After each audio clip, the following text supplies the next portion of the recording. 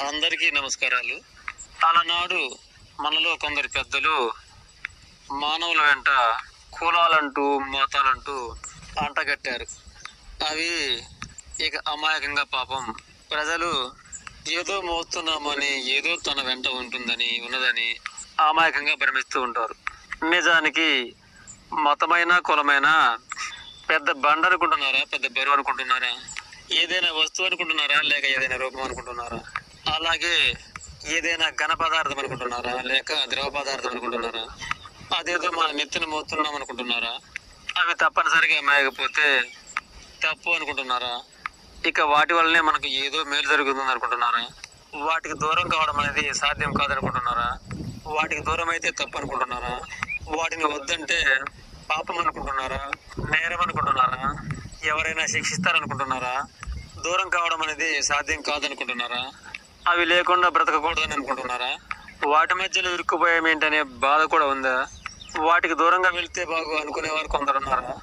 ఎలా తప్పించుకోవాలి అని చింతిస్తున్నారా? అవి ఆ దేవుడు పెట్టిన బాధ్యత అనుకుంటున్నారా? వాటి వలన మానవుడికి ఏదో జరిగింది అనుకుంటున్నారా? పాపం అమాయకంగా మిడిమిడి జ్ఞానంతో వాటి మధ్యలో సతమతం అవుతూ ఎంత బాధ అనిపించినా అందులోనే బ్రతకక తప్పదనుకుంటున్నారా? బయటపడే పరిష్కారమే లేదనుకుంటున్నారా?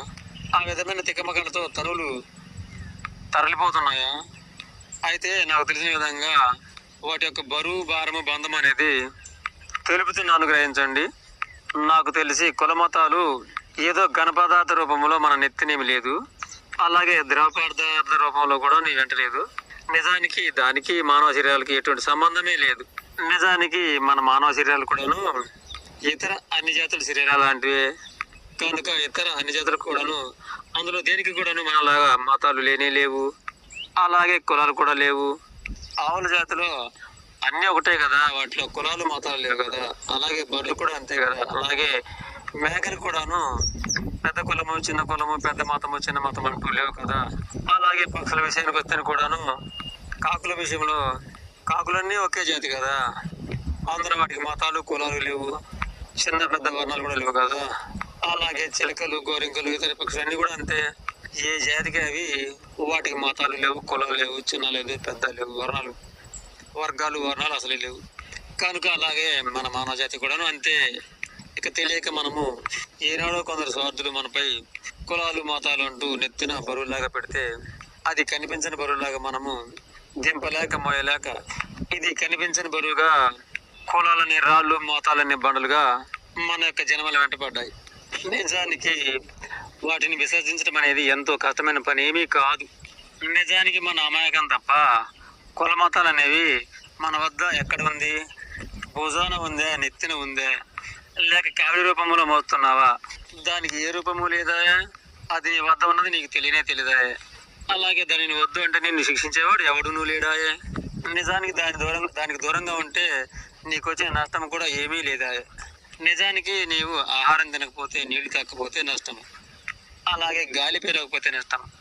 అంతేగాని వాటికి దూరంగా ఉన్నంత మాత్రాన వచ్చిన నష్టాలు ఏమీ ఉండవు. ఇవి అలనాడు గొప్ప స్వార్థులు మనకు కనిపించని బోధాలుగా అంటగట్టారు. అందులో ఏదో గొప్ప ఉందనుకుని మనము అమాయకంగా నమ్మి అదేదో కనిపించని బరువుగా మోస్తున్నాము. ఆ విధంగా మనము తరాలుగా వ్యర్థమవుతూ వస్తున్నాము.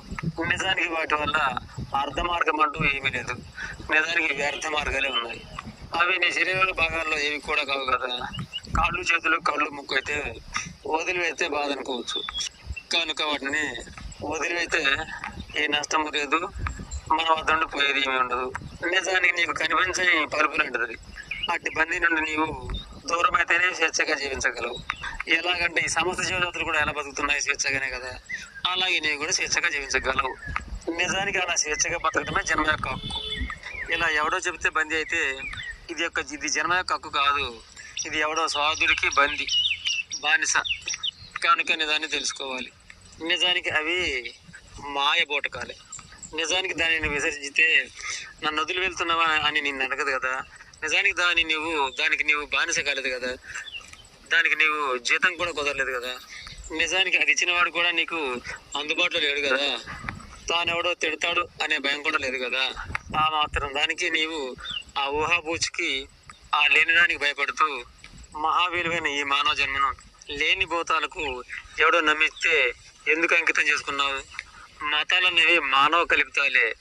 నిజానికి ఏ జీవజాతిలోనైనా అంతర్భాగంలో ఉండేది జీవుడు. ఆ జీవుడే దేవుడు.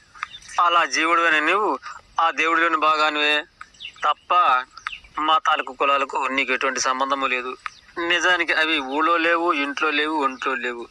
అసలు అవి లేనే లేవు. ఇక నుండి అవి లేవు అని తెలుసుకో. ఆ విధంగా వాటికి దూరంగా బ్రతకాలనుకుంటే హాయిగా బ్రతకవచ్చు. ఇది అందరూ ఆచరించమని చెప్పడం లేదు. ఆసక్తి గల వారే ఆచరించండి. తప్పు అయితే క్షమించండి.